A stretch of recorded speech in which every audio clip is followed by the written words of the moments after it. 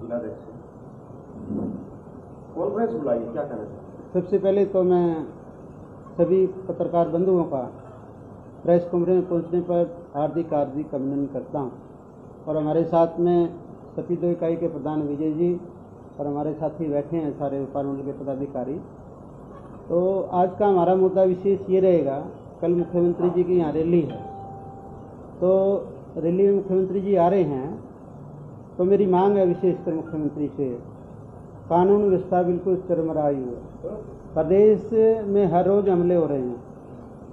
हफ्ते पहले आपने देखा हुआ अखबारों के माध्यम से पेवामे के व्यापारी की दुकान पर बदमाश घुसे और वहाँ एक खुले पैसे कराने के बहाने वो घुसे और उनसे व्यापारी से फिरौती मांगी गई। व्यापारी फिरौती देने से इनकार कर दिया तो तुरंत व्यापारी के गोली मारी। तो हमारे मुख्यमंत्री जी आ रहे हैं और एक आकार मची हुई कानून व्यवस्था को लेके व्यापारी बिल्कुल भयभीत और डर के खौफ में हैं। तो मुख्यमंत्री जी से हमारी विशेषकर मांग है कि पहले कानून व्यवस्था बहाल करें। मैंने पहले भी कहा था, बीजेपी के कुछ मुख्यमंत्री बुलडोजर बाबा की जैसे संज्ञा दे रहे हैं कि बुलडोजर मामा की, तो खट्टर साहब ने भी बुलडोजर बाबा बन जाना चाहिए। जो लगाम लगेगी, जो अंकुश लगेगा, उस बिल्कुल नियत से लगाना पड़ेगा। जो कानून व्यवस्था चरमराई हुई है, व्यापार बिल्कुल चौपट हो रहे हैं।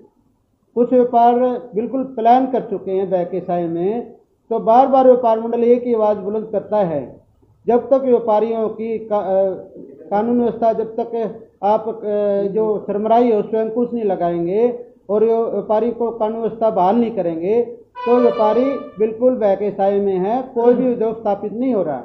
जो कंपनियां आना चाहती थी और हरियाणा में क्राइम को देखकर कंपनियां वापस लौट गई हैं। तो आप देख रहे हो हरियाणा में कितना क्राइम है। तो विशेषकर मुख्यमंत्री से हमारी मांग है, पहले कानून व्यवस्था को बहाल करो, फिर ये दौरे करो, रैलियां करो। जब प्रदेश की जनता, प्रदेश के व्यापारी भयभीत हैं और कोई वो कार्य ही नहीं कर सकते, रोड पे नहीं निकल सकते। आप दिन छिपने के बाद अगर मार्केट में जाएंगे तो कोई व्यापारी जाएगा और उस पर व्यापारी पर हमले होंगे, फिरौती मांगी जाएंगी, उनको जान से मार दिया जाएगा। तो मुख्यमंत्री नहीं निकलना चाहिए। मुख्यमंत्री के लिए भी सुरक्षित नहीं हरियाणा में, बताना चाहता हूँ। मुख्यमंत्री को धमकियाँ मिल रही है। तो जब हरियाणा की आम जनता सुरक्षित है, मुख्यमंत्री ने बिल्कुल किसी प्रकार की रैली नहीं करनी चाहिए, पहले कानून व्यवस्था को बहाल करना चाहिए।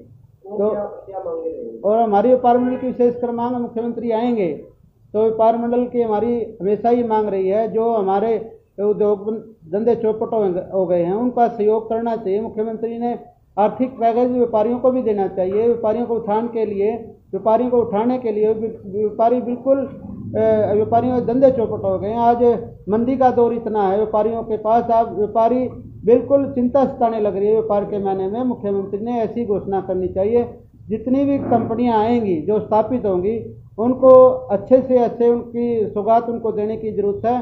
जो हमारे छोटे छोटे दुकानदार हैं उनको भी सौगात देने की ज़रूरत है। अगर इनको सौगात नहीं मिली, बिल्कुल व्यापार चौपट हो जाएगा। मेरा ये आपसे, आपके माध्यम से, प्रेस के माध्यम से कहना। रैली का व्यापार मंडल विरोध नहीं करता है। जैसे रैली में मुख्यमंत्री सौगात देंगे, लिखा है अखबारों के माध्यम से पढ़ रहे हैं, वे विकास की सौगात देंगे।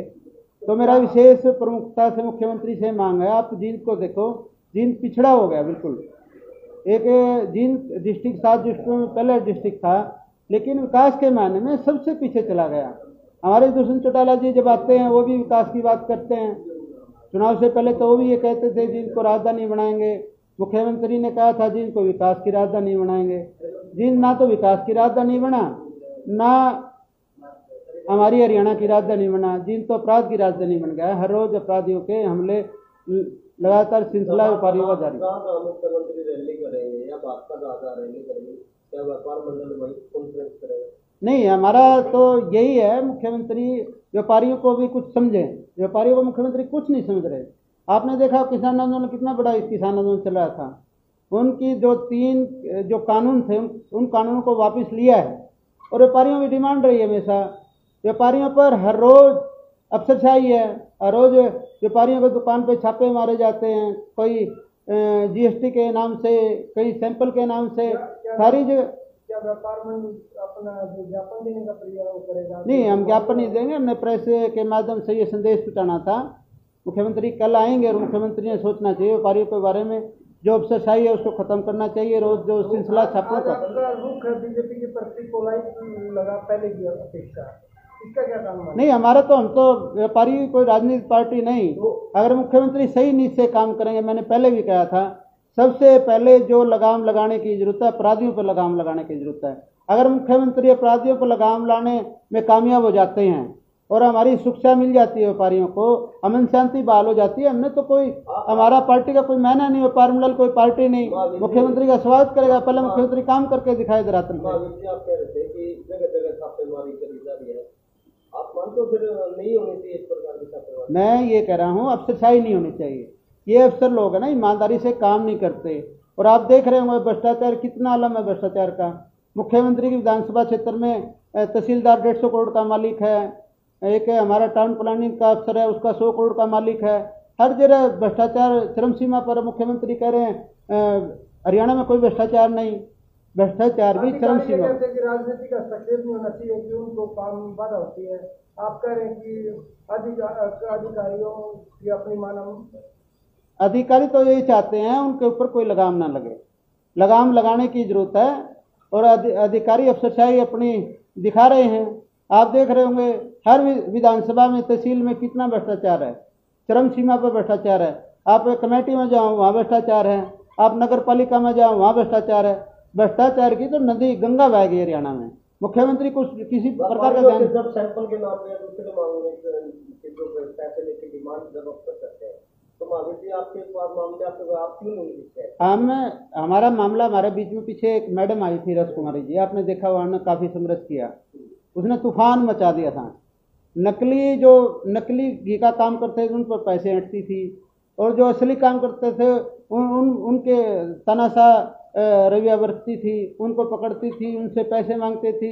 हमने आंदोलन किया है और आज रसकुमारी हमारे जींद शहर में नहीं है। अगर इसी तरह अफसर किसी प्रकार को, व्यापारियों के किसी प्रकार को लेकर तंग करेंगे, उसके किसी सूरत हम उसकी तानाशाही बर्दाश्त नहीं करेंगे।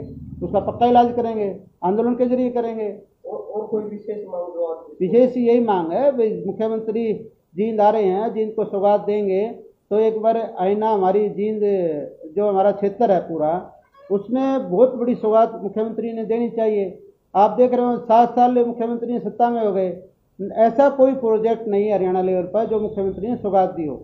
चाहे यूनिवर्सिटी की बात लगा लो, चाहे बिजली प्लांट की बात लगा लो, चाहे और भी बड़े बड़े कॉलेज की बात ले लो, मुख्यमंत्री कोई सौगात दे ही नहीं रहे।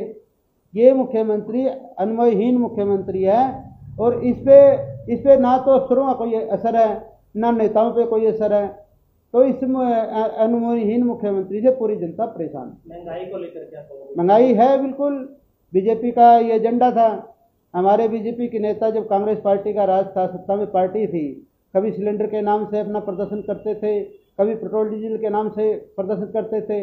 आज महंगाई इतनी चरम सीमा पर, मैं आपको बताना चाहता हूँ, गरीब का चूल्हा बंद होने जा रहा है। सिलेंडर 1100-1200 रुपये का है, पेट्रोल 100 रुपये का है।